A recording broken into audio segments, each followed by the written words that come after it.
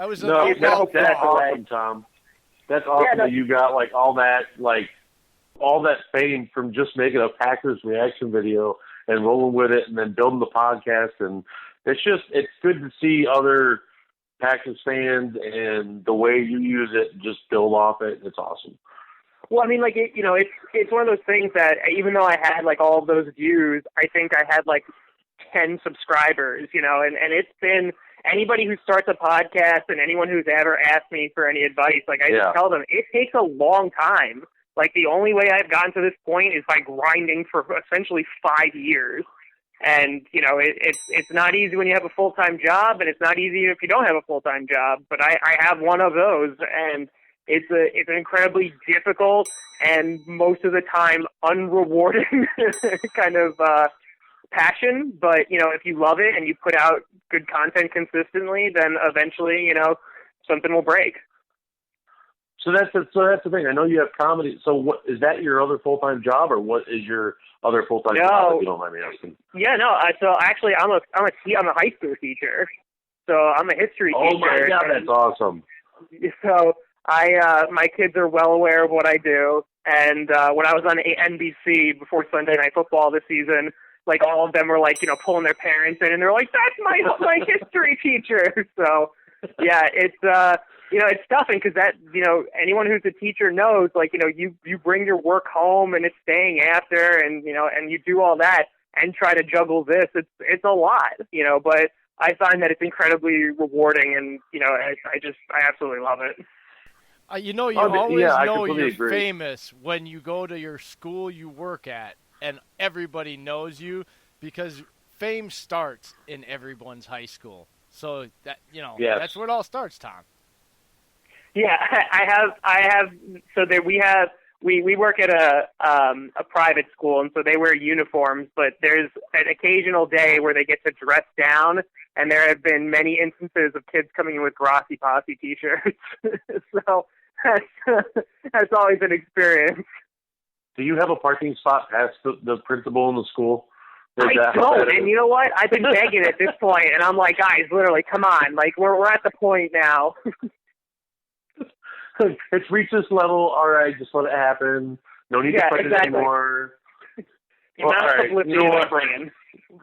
I'm going to come out right out of the gate. I got to ask this. I got to see where you stand on something. Where are your top 5 Packers you're going to look at this season? I got to ask right out of the gate. All right, so the top 5 that I'm looking at. All right, so that will have an impact. Yeah, all right, so I'm thinking in any particular order. Devontae Adams is still going to be an absolute stud. He's going to be the number one guy. He's going to be consistent. I have a really good feeling about Geronimo Allison this year. The guy was on his way to having a good season before he got injured last year. And he's one of those consistent guys who's been around Rodgers long enough, more so than those sophomore receivers coming in. And so I think he's going to make a big splash as well. I'm really hoping that Oren Burke steps up, really, really hoping. I loved him coming out of the draft last year, and I wanted him to do more, and he hasn't because of injury and a lack of playing time. So I'm hoping that he's able to step up, because we do need an inside linebacker unless we move Rashawn Gary to the inside, which kind of defeats the point of us drafting him. But there's that. Jair Alexander obviously had a great season. I'm looking for him to have a Pro Bowl season this year, so I would not be surprised if that's the case. And then the one guy who we are overpaying him to the max, and I wasn't happy when we signed him, but at this point, it's now or never for Jimmy Graham. So if he is going to have a successful season, it's going to be this year, or he's not going to be on the team anymore. So that top 5 list, I think I was falling in love up till 4, and then 5 you just broke my heart. I'm hoping that Jimmy Graham, he's the highest paid tight end in the NFL, and didn't do it last year to earn that. And there's obviously multiple issues and broken thumbs, and I get that. But it's when we brought him in and the amount of money that we were paying him. And listen, I like Jared Cook. But, he's known for that one catch, but he didn't really have a great season because he was injured. I think he had like 3 touchdowns, maybe it was something like that. The Packers dropped 3 passes in that Cowboys game before he caught that pass. So people don't really realize he actually dropped a lot of catchable passes, and one of them was a touchdown that in that Dallas game that wouldn't have been in that position. But yeah, he made the catch. But I actually agree on getting Graham. But yes, I also disagree with that on the fact that God, why did we pay him so much? I think it's a matter of I don't like the themes the Packers were getting into, and obviously we broke it by drafting Jay Sternberger this year. But of going out and getting veteran tight ends and throwing a bunch of money at them and it not working out. Like we got Jared Cook, we got Martellus Bennett, and then we got Jimmy Graham. And a lot of people were excited about Jimmy Graham last year. I would have loved to just draft a guy instead. And, obviously we got Robert Tonyan, but he barely saw the field except for like the Seattle game. So it's just a matter of... Lewis is my sleeper this year, especially with him being more like a Delaney Walker type in Tennessee and blocking and the receiving, because we did resign him, and picking up Michael Roberts from the waiver wire that the Lions cut him. Yeah. To me, that's actually a theory I have, and I didn't mean to interrupt you on this, but I had to, with having Mercedes Lewis, Robert Tonyan, Jay Sternberger, and Michael Roberts, with all 4 of them, it just seems to me, what if Michael Roberts works out and they trade Jimmy Graham in training camp? I mean, it's definitely a possibility. I think the guy has to earn his spot, and if they wind up trading him, I think they're not going to get significant value based off of his last season. And obviously he had like okay seasons with Seattle, but it wasn't anything that was like incredible. New Orleans, yeah. Yeah, no, he never got up to his New Orleans thing, and I didn't think he could. Obviously they're completely different offenses, they're completely different teams. But like what you're saying about Mercedes Lewis, I think one of the most exciting things is we actually are going to be able to see tight ends contribute to the Packers, because under McCarthy, that never was there. There was Jermichael Finley that he was like, I'm going to build this offense around it, and then he got hurt, and he's like, I'm never going to use tight ends ever again. So it's going to be interesting to see this completely brand new Packers offense and what it looks like. And I think it's going to be very run heavy. And I think it's finally not just going to be completely reliant on Aaron Rodgers, or at least that's the goal. Tom, and that's what Jay and I were just talking about. I had a theory on this, Tom, since you brought up Jimmy Graham. My theory is that everybody is stuck on keeping 5-6 receivers because they're stuck on the old McCarthy roster, right? Jimmy Graham can't block. You can't put him on the backside in his own stretch scheme. You can't put him on the front side. He can't block. His cap hit, even if it's post June 1st, we've went through this enough. If they're not going to save any more money than what they would have done, if they're going to get rid of him. Jimmy Graham is actually one of your outside receivers. Devontae Adams plays inside. NVS plays on the outside in a rotation with Geronimo Allison and some others. You are literally going to see Jimmy Graham do what he was trying to get paid as when he was leaving and disputing in New Orleans. Because otherwise, I don't see him why you kept him all this time, because you're not saving yourself any money. What do you think on that, Tom? Yeah, no, I agree with that. I think the reason that we got Jimmy Graham is the same reason that we got Martellus Bennett and we got Jared Cook, is that we were trying to get, these veteran tight ends and sticking them into a scheme where we were never going to take advantage of them to begin with. But I think that was more of an insult or a criticism of the scheme, in that, again, like under McCarthy, there was just no way that they could succeed. And you had multiple tight ends saying that while they were in Green Bay and then after they left Green Bay. And so I think it's a matter of, if you can make Jimmy Graham, that outside threat, make him like, that deep seam threat or whatever, or just to be a mismatch, so 2 guys have to cover him, and then guys like Devontae or Geronimo or MVS or EQ could get open, great. That's the thing. It's just I'm not looking for Jimmy Graham to put up monster numbers. I'm just looking for him to kind of be worth the money that we're paying him, or at least giving opportunities to other guys to make differences in the game. I fully agree on that. I think I am falling in love, Jay. So that's why that's what I want to see out of Jimmy Graham. So that's why I'm looking at that. Love tonight. Now you got me singing on the air, guys. That's it. Now you're getting awkward. God.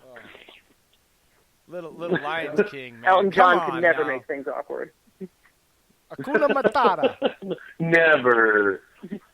So, all right, with buying the hype on Jimmy Graham, I got to transition to this, and I got to say it. Are you buying the hype on Kumaro for Rodgers and LaFleur backing him? Because I sure am. I was big on him last year. He got hurt in preseason, but, I mean, I was big on him even in training camp. I mean, well, what is your view on Jake Kumaro? Because I think he's going to get a roster spot and become a utility guy, but kind of a plug and play wherever they need him, and because he has a connection with Rodgers is what I view. That's what I think.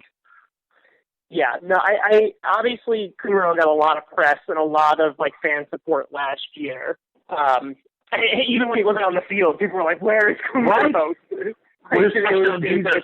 Exactly. It was just a tidal wave. And I think, while you're not going to see it on the stat sheet, I think that connection that he has with Rodgers, and considering that as of right now, there are very few receivers on that team that can say the same thing. There's obviously Devontae, right? But Randall Cobb is gone. Jordy Nelson is gone. I would argue Geronimo Allison, could potentially fill that role. But all the other sophomore receivers, they don't have that connection with him.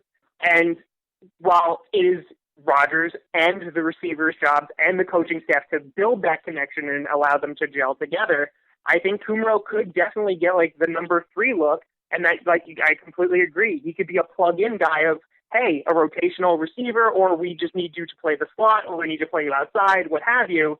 And if Rodgers trusts you, he is going to throw the ball to you. So I could see him having a pretty damn good season. But at the same time, I will mention that as a caveat, when it comes to the sophomore receivers, they need to step up, because we spent a lot of draft capital on them last year in numerous different rounds and basically drafted every receiver that there was. So, guys like Jamon Moore, who had, catching issues last year, they need to get over that. MBS looked like he was doing well, but then he lost the trust of Rodgers. There's a lot that, and, even Equanimeous St. Brown, he shows flashes of it.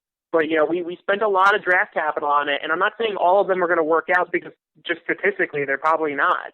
But, I would like to see at least 2 guys stick around, from last year, and I just want the best players on the team. But I can absolutely see Kumaro getting a spot. Well, Jay actually came out and pointed this out to me, and I had to go back and double check, and he's right.